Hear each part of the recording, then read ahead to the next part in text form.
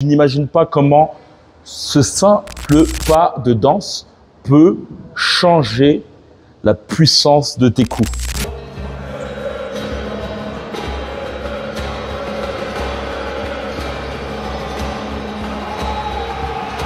Lors de mon dernier camp individuel avec Jawed, ce dernier m'a posé une question. Comment cela se fait que Alex Pereira, en étant assez rigide au niveau du haut du corps, droit comme un I, comment ce combattant d'MMA fait-il pour avoir un uppercut du bras avant dévastateur? C'est un point très intéressant car globalement, en termes généraux, c'est l'uppercut du bras arrière qui est assez puissant et tu dois certainement le noter que Alex Pereira a cette capacité à pouvoir frapper durement avec ses 2 points. Justement, dans cette vidéo, j'aimerais te donner plusieurs points qui vont te permettre justement de pouvoir assimiler cette puissance en te servant de la totalité de ton corps et non uniquement de tes points. Aujourd'hui, on va parler clairement de biomécanique. D'ailleurs, si tu souhaites justement intégrer mes prochains camps, dans la description, tu pourras avoir plus d'informations justement sur comment ça se passe, les programmes, voir que tout est compris sauf le billet d'avion. Mais on en reparlera à la fin de cette vidéo. Le point intéressant sur Alex Pereira, c'est que ce dernier a commencé par la boxe anglaise. C'est-à-dire qu'il a fait une grande quantité de combats amateurs. Il a, je crois bien, même été champion du Brésil. Fait intéressant, c'est que il a aussi effectué un combat pro en anglaise qu'il a remporté par KO. Deixa eu só fazer uma correção aqui. Eu comentei que o Marcelo Cruz venceu a luta por eles. Enfrentaram no MMA, como disse o Daniel Fux, no Jungle Fight 85, melhor para o Poatan. Venceu naquela oportunidade, vem para tentar se vingar. O Marcelo, a parte dele. Mais uma vez vai dar uma dura do Marcelo Cruz aqui nas cordas, o Alex Pereira, o Poatan. Olha o Uber entrou no queixo. Entrou mais um cruzado. Ce que j'ai pu comprendre, c'est que en amateur, même avec des casques, Alex Pereira faisait très mal. Alex Pereira mettait KO ses adversaires. Le fait est très intéressant et ça rejoint un peu ce que peut dire le banner en termes généraux, l'importance lorsque tu es un combattant qui souhaite faire du pied-point ou même du MMA, de commencer par la boxe anglaise. D'ailleurs, ce dernier le disait dans une interview. À l'époque, moi, à cette époque-là, 2002, les mecs, quand ils rentraient face à moi, ils savaient que je faisais de l'anglaise, j'étais bon en anglaise, machin tout, ils avaient peur, tu vois. Ils savaient qu'on perde, qu'on gagne ce match, ils savaient très bien qu'ils allaient être endommagés, qu'ils allaient avoir mal. Je crois bien que même André Zetoun, le maître de Jean-Charles Charbowski, le disait aussi que bon nombre de grands boxeurs Muay Thai étaient d'excellents boxeurs. Donc ils ont une boxe certes rudimentaire, mais pas super technique, mais très efficace.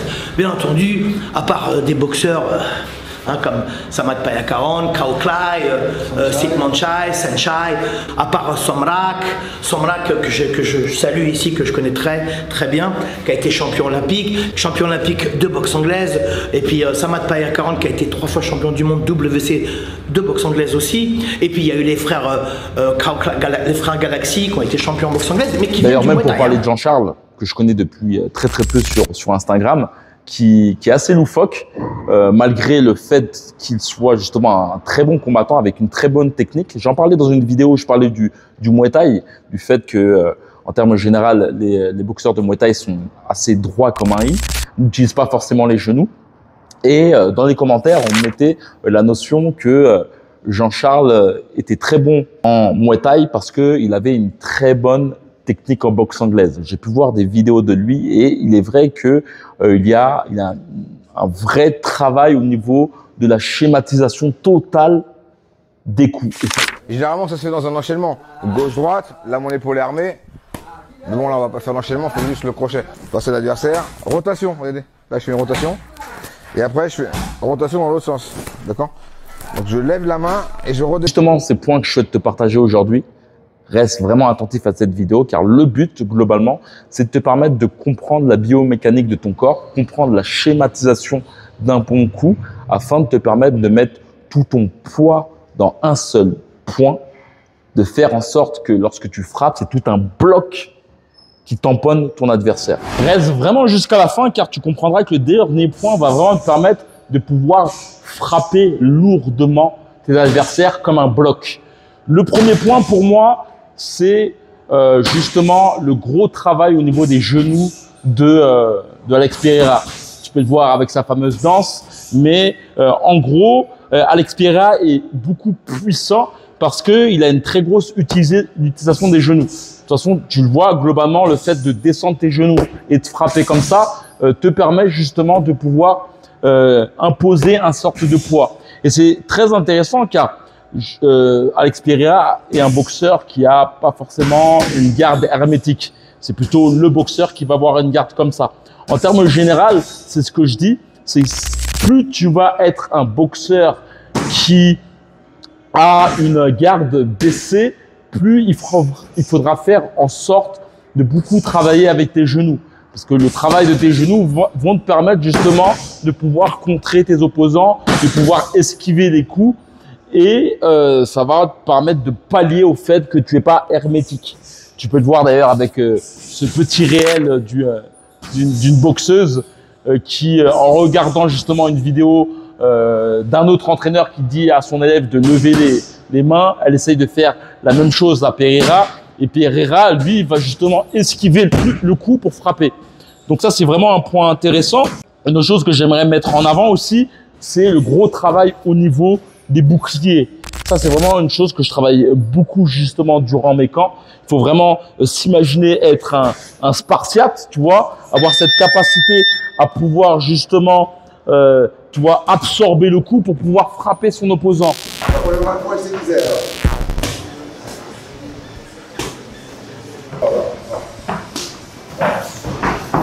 Et les deux derniers points, clairement, c'est de la biomécanique. C'est faire en sorte de mieux comprendre ton corps. Une chose que tu peux voir avec Alex Pereira, et j'en parle souvent avec les boxeurs qui ont un fort impact dans leur coup, c'est que ces derniers, lorsqu'ils vont frapper, ils vont pas uniquement se servir justement de leur poing, tu vois, comme ça, comme tu peux le voir là, ils vont pas uniquement se servir de leur poing, mais ça va être plutôt tout l'alliage de leurs deux épaules qui vont permettre de frapper lourdement. Tu vois, par exemple là, je vais t'envoyer un hypercut là, je vais me replacer pour ensuite, tu vois, te frapper comme cela. Ce qui est intéressant, c'est même t'imaginer clairement que c'est même pas ici qui frappe, mais que c'est là qui frappe. Tu vois, ça va te permettre justement de comprendre que, tu vois, la liaison entre tes deux épaules vont te permettre de pouvoir frapper lourdement ton opposant. Par exemple, lorsque je recule, ça c'est une chose que pouvait faire beaucoup Mohamed Ali. Lorsqu'il reculait, par exemple, tu vois, il avait cette tendance justement à te servir de ses épaules pour pouvoir frapper par la suite. Tu vois, là je vais reculer et bam, tu vois. Et en fait, c'est bien sûr mon poing arrière qui va frapper, mais c'est aussi l'épaule arrière qui va me servir justement de contrebalancier, tu vois. Ce qui est très intéressant, c'est que ce mouvement contrebalancier me permet d'armer par la suite un autre coup à ce niveau-là, tu vois.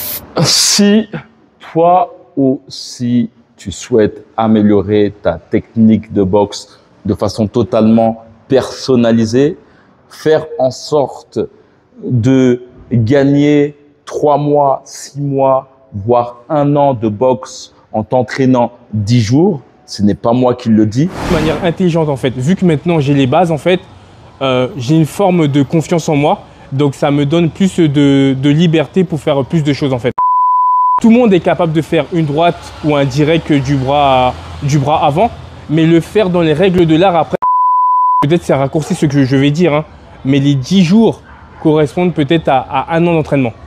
Ce camp de boxe sera très intéressant pour toi si tu souhaites améliorer ta technique de boxe, mais surtout la conscience de ton corps afin de te permettre de non pas boxer uniquement avec tes poings, mais boxer avec l'intégralité de ton corps afin de pouvoir avoir plus d'impact dans tes frappes sans pour autant forcer. C'est vraiment un très gros travail qu'on fera ensemble sur la partie stratégique sur le ring afin de te permettre justement d'avoir un meilleur contrôle de l'espace et surtout de ton adversaire. Il y aura aussi un gros travail au niveau des contre-attaques afin de te permettre justement d'avoir plus de répondants sur le ring, même face à un adversaire agressif. D'ailleurs, je sais que bon nombre des boxeurs qui viennent vers moi viennent car ils sentent qu'ils n'ont pas forcément une maîtrise de leur opposant, du rythme et de l'agressivité de ce dernier. Parfois, ils ont cette impression d'être pris par les coups de leur adversaire, mais aussi être pris par leur ego. C'est-à-dire que parfois, on peut avoir cette sensation justement d'être noyé sous les coups de son adversaire et patauger en envoyant plein de coups sans réfléchir. Justement, dans ce camp, on va beaucoup travailler justement les stratégies de boxe.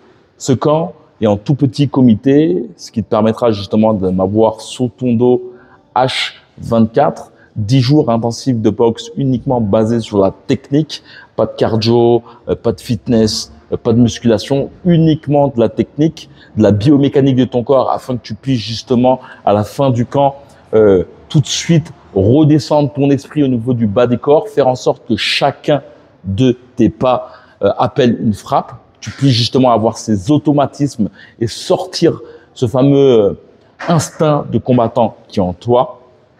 Si tu souhaites justement nous rejoindre, il suffit simplement de cliquer, il reste encore quelques places. Tout se passe en février, mais il y aura d'autres dates. Si tu poses justement ton email, tu auras une formation et tu auras aussi justement des news sur mes prochains camps. Donc voilà, tout est dans la description. Tu pourras aussi avoir justement un petit code promo sur mes formations en prenant justement ce mail. Donc on se retrouve dans les coulisses. En mettant ton mail aussi, tu auras toutes les informations sur le camp, le prix et le programme.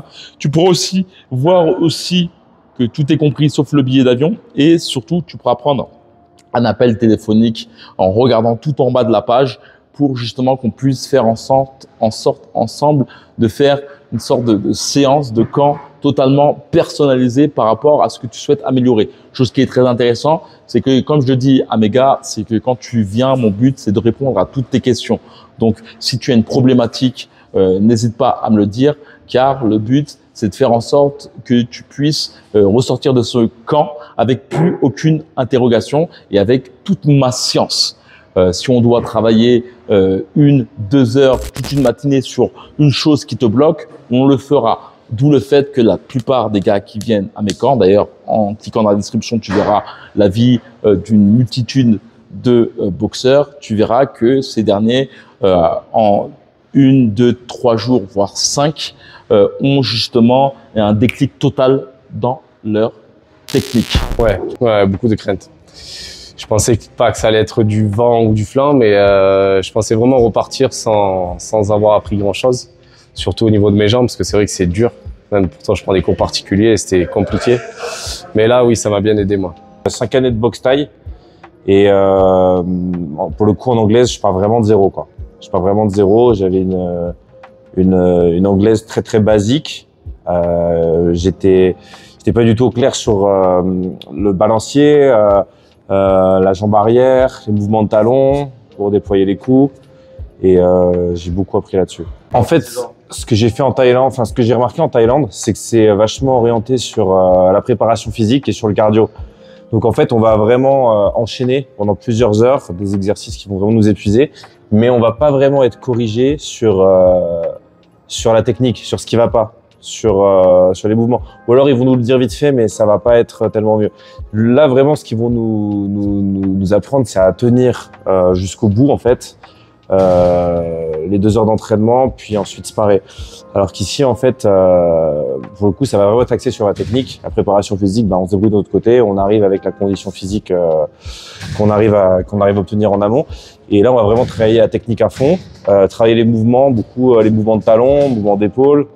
En fait, cette technique, on va la répéter, et c'est ça qui va nous permettre de faire des progrès très rapidement. Et on sent vraiment la différence au bout de 3 jours, quoi. Salut, moi je m'appelle Jérémy,